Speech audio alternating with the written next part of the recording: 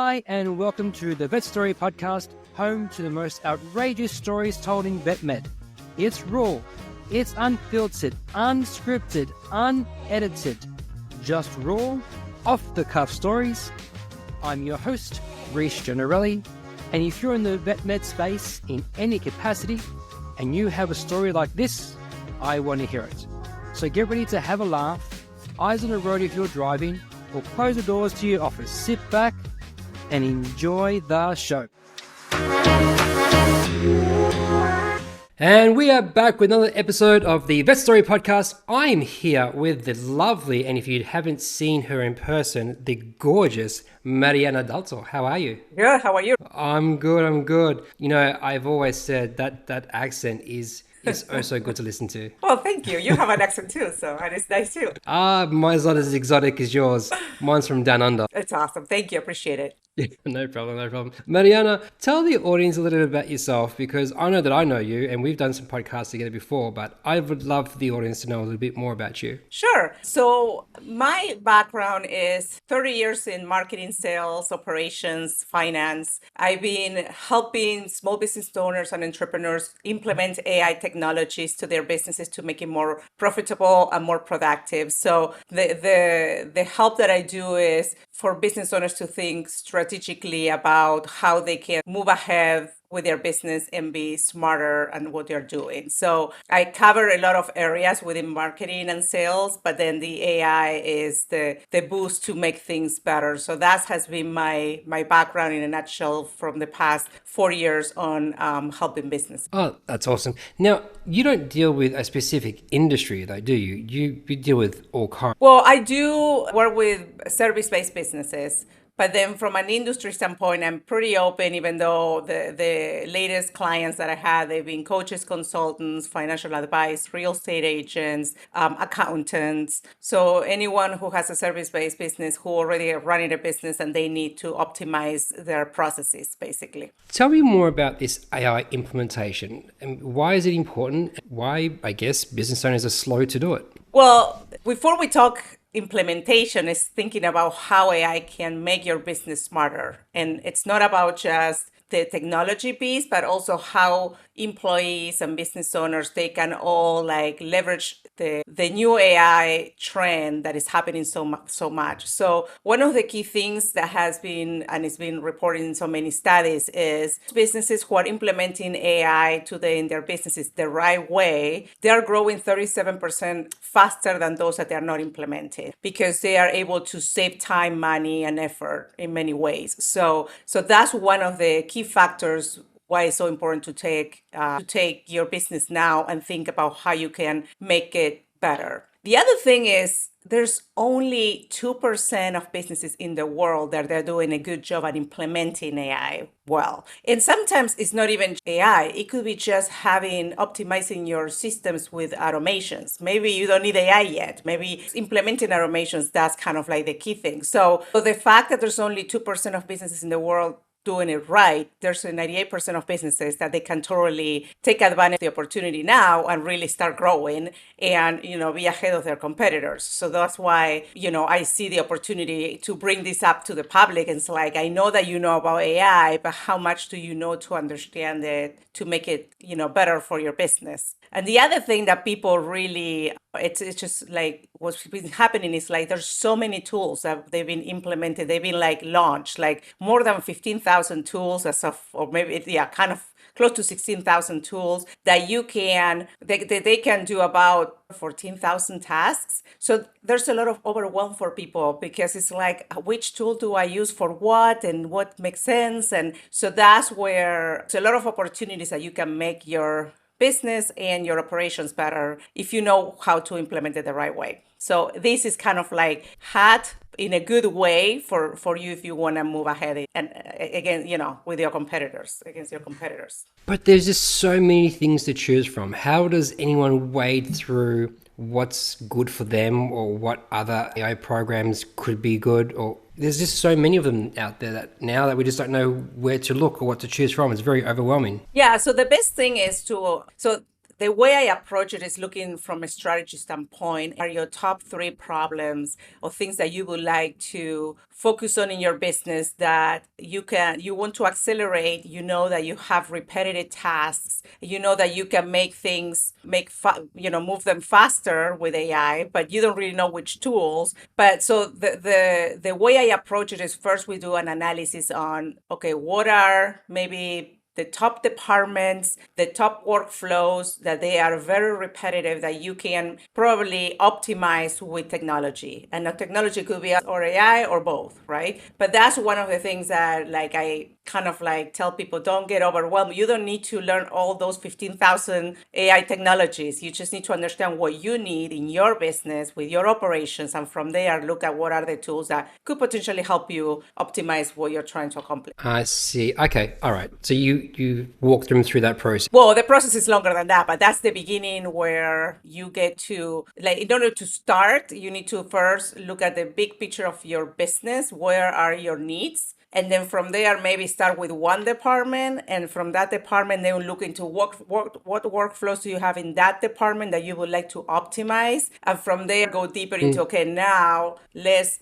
do, workflow analysis, how this can be optimized. Sometimes it's just like, to be honest, talking with clients, sometimes it's just walking through the current workflow, optimizing it without even like putting technology. Just like when they're walking you through how they do things, you're like, yeah, I don't know why I do 10 steps when I could probably do 8, right? So sometimes it's like think differently when you are like talking to someone about how you do the business, the way you do it. And then that conversation, it just like brings you a light bulb, like, oh my gosh, I could do this differently. And then further down, you can maybe do some automations. And then depending on what it is, maybe you can AIify some of those processes or some part of those processes. So there's a lot of involvement in how to implement. So in order to implement, you gotta have to come back and okay, let's strategize on where you're at, what are your needs, and then let's start one department at a time or one section of the time, whatever, however your business, the size of your business, I guess. Got it. Now, in your experience, why are business owners slow to act? Like, are we just afraid of change and afraid of technology? I know from my experience, there's a big, I'm not too sure about AI just yet, and I'm afraid of it. Or maybe I'm too old to use a new technology these days, and I don't want to implement it. What's your thoughts on this? Well, one is what we talked about is being overwhelmed, knowing that there's so much out there. I don't know which tool to use for what processes. So that's the big one. And I know people use LLMs, which are large language models. They most likely use ChatGPT, and they're kind of around with prompts. But if you don't have great prompts, then whatever you put in, whatever comes out, it does, the quality of the prompt really gives you better quality on the output. So people are trying things, but the overwhelm of not knowing what tools, how to use the tool properly, in which sequence, that's a big slowdown for businesses. The other thing is the knowledge gap of not know how to use the tools or what are the right tools for or even prompt engineering, which is what people are using nowadays. It's not, you can write some prompts, but Sorry, did you just say prompt engineer? Yeah. Oh, talk to me about prompt engineering. What does that mean for the listeners who don't understand it? So it's how you talk to the large language models to get what you need from them. Depending if you use ChatGPT or Claude or Perplexity, what are you trying to get out of them based on the request? So the better you prompt to the large language model on your request, the better will be the output. And also, so it's all about the prompts. The key is in the prompts. It is in the prompt, and then also iterate the prompt too. It's not just a one prompt and that's it. So it's also how to use the prompt the right way to get the right output. I see. Okay. Sorry to interrupt you. Continue. So no, that's fine. And this is a good question because sometimes like I feel like that's basic, but maybe some people are still trying to learn how to use that. So that's good. I'm glad that you stopped me. I'm like, oh, let's clarify that. Yeah, no problem. Continue. So prompt engineering. Yep. Yeah. So that's that. Then businesses, I feel like they are slow implementing because they have a fear of disruption in their own operations. They feel like maybe it'll slow them down because they have to, bring these tools in. I need to learn them. They might feel like it's too complex. They might feel like, I don't know, like there's a lot of training that they need to do, or they don't understand it well. So that part of it, it's just like, I don't want to slow down my business trying to bring these new AI technologies. So that piece of them, like kind of like get them like, okay, maybe we just hold off on it. And maybe you, Reese, feel the same way because you're like, okay, I know about that. I'm not sure. So maybe you're kind of in that bucket of those who are like, I have my system the way I do it. If I bring AI, it might complicate things. So that's one of the fears that people have. Is that how you're feeling? Well, not myself. I love technology. I embrace as the best of them. Don't get me wrong. I do get scared of technology as fast as it changes. I mean, we're changing technology every 12 hours, and that's insane to me. You learn one model, then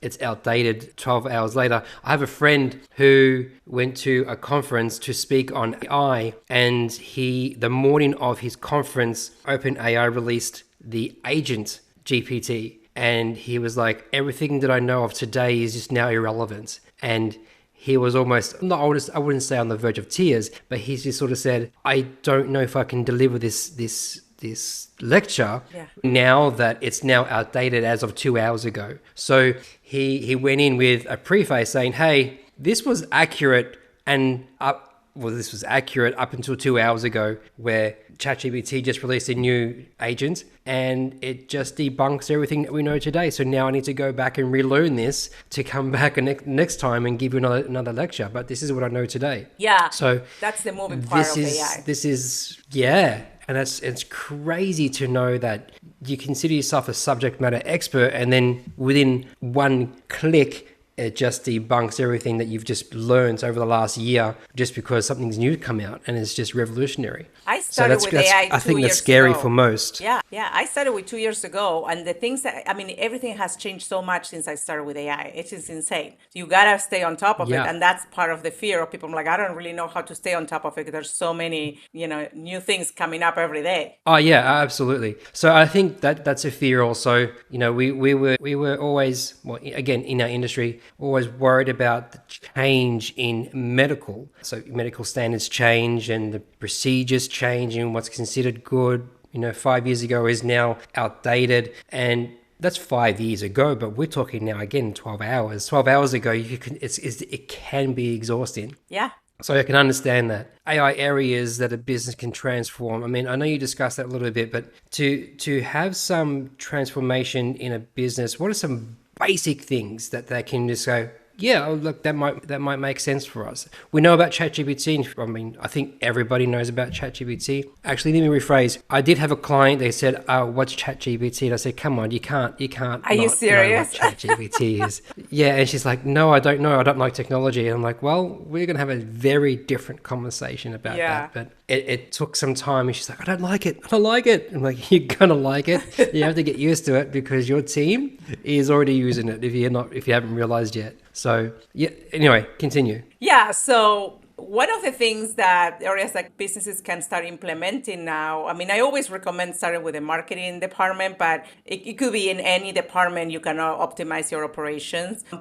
People can maybe leverage conversational AI, which could be like chatbots. So maybe use, have a 24/7 business assistant. So then if you use chatbots, do you find them useful? It seems Do you think chatbots are great? If you have the right data, that's the other thing. So you have to collect data in the business in order to set up the bot or the AI the right way in order to work, right? So one of the steps when we do the 6-step process of how to work and make it work for you is like, what kind of data are you collecting? Because if you have no data, it's hard to set up an AI to help you. So you can do if you can do a chatbot just to do a frequently asked questions, and then if you have data from your customer service team where they always ask these questions, you can use all that data and set up the bot with that, and that's going to save you 80% of your time answering the same questions over and over again. But do you have that data in some place where you can use it so you can, optimize your time there. So those kind of things, like anything that is repetitive, that you can collect the data and then you can set up a bot, and it could be ask questions, but it could be anything that people ask all the time that you can optimize instead of, answering over and over and over again. You got to have the data, and you got to have to clean data. So if I heard you correctly, chatbots can do two things.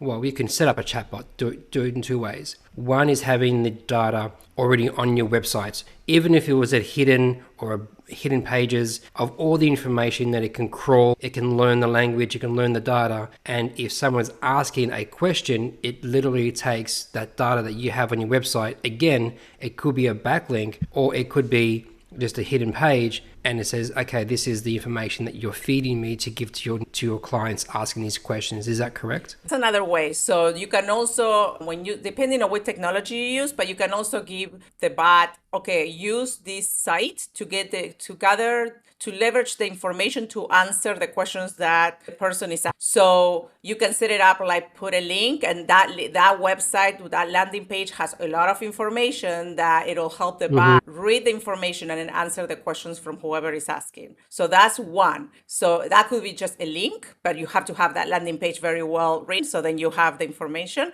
Or you can just upload a file with the content. So maybe you don't have a great built out website with all the content, but you can put it in a file and then set up the bot with the file instead of using a link. So there's different ways that you can set it up to optimize it. Oh, wonderful. Now, I heard you say something about a 6-step process. Tell me more about that. Yeah. So the best way to approach this is first, you identify if you want to start with one department, or I will suggest, AIify the whole business. But in order to do that, we want to have a broader conversation around the whole business and then focus on one department to start the process. So we will start with that, and then that will be basically do an assessment and understanding all the ins and outs from you, your team, on that specific department, what workflows you use, what's happening. From there, then once you get the report from the assessment, then you have the big strategy. Okay, I get about my business. I get what I need based on all the conversations that we had. Then we will go ahead, and the next step is to interview you and your employees. Maybe if we focus on one department, get the key employees from that department, and then go specifically on the workflows that those employees, one employee within the department could have many workflows. So we need to go in detail on each specific workflow to figure out the best way to optimize it. Then we will strategize once we have all that data on what's the best way to approach it. It could be optimizing just the workflows. It could be adding automation. It could be adding AI. Then we will develop the solution. Then we will implement. It could be different levels of implementations. It could be very basic, or it could be like very complex, depending on what you need. And then the last part is we will monitor and tweak everything that has been implemented, because as we talked earlier, AI changes a lot. So we will have to optimize what we have put together, because sometimes new technologies will make that workflow that had an AI technology, make it better, faster, cheaper. So there's that monitoring to make sure that everything is still functioning the right way. And, AI is learning as you use it. So then also gets better and better. So that's kind of like a six-step process, just to understand the different steps in order to get from the beginning, I have no idea how to start, all the way to implementation and optimization. Oh, I see. Okay. Excuse me. In your experience, what could somebody listening to this right now go, okay, I'm going to take the first step? The first step being what? Like, what's the first thing they can do to, I don't know, get the ball rolling, or something that they can implement now, which we would consider low-hanging fruits, just to get the ball rolling, just to get the steam train chugging? Well, so what you can do is have a conversation with me so we can talk about it, so I can guide you. Ah, yes. So that will be the easiest way, because you get clarity on where you're standing today, and then what you can do, what you have today to make it better. And you don't have to worry with me. I'm just going to give you clarity on that call. And then from there, you can decide if the next step is, take the assessment and see how, you can move further with the strategy. But at least it gives you clarity on thinking differently, how you've been working and how you can approach your business and your operations differently. Nice. Okay. That's fantastic, Mariana. Now, Mariana, where can people find you? I mean, obviously, they need to look for you. Sure. They can go directly to my website, which is marianadalto.com. And that's where they can find... Sorry, can you say that again? The accent just threw me. Say what one more time. It's Mariana, Mariana, Dalto. One more time. I love it. Say it again. Mariana Dalto. Nice, love it. Now, do you have anything going on that people should know about? I mean, what's good in the Mariana world? Well, you can learn more about anything about AI if you go to my podcast. I publish episodes every week. It's in between my solo shows or I bring guests. So you can always learn new things about not just how to implement AI, but also how to make your business better with marketing, sales, operations. So you can also learn from those shows as well. And that's obviously on your website? It is. And the podcast is called The Mariana Dalto Show. Nice. I mean, the audience already know. I just listen to your voice and it's soothing. So Thank you. Appreciate it. Wonderful. Mariana, it was absolutely a pleasure to have you on the show. I'd love to connect with you again in the future, but it was fantastic to have you on, and I'm sure the listeners valued every single word that you've said. Thank you for having me. No problem. Thanks a lot. Thank you. And thanks for joining us today. That's all we have time for. Don't forget to like and subscribe. If you have a story that you would love to share and want to come on the show, drop me an email, reese@ivmsolutions.org. This podcast was brought to you by IVMS, Innovative Veterinary Management Solutions. If you are tired of being a business operator and want to be a business owner, then give me a call. If you've heard of systems like Traction, EOS, Lean, 4DX, and other similar systems, they're all great systems, but none are vet specific. I have taken the best of every system, rebuilt them using our industry KPI standards and your practice core metrics, because every practice is different. I will bring your vision to life. Get your team bought in and aligned to your long-term goals. I will systemize your practice so you can have more time doing what you love to do. Stop having people rely on you. Practice ownership should not be this hard. Let's move from being a business operator and move into the business owner category. If this interests you, go to my website, www.ivmsolutions.org. Until next time, take care.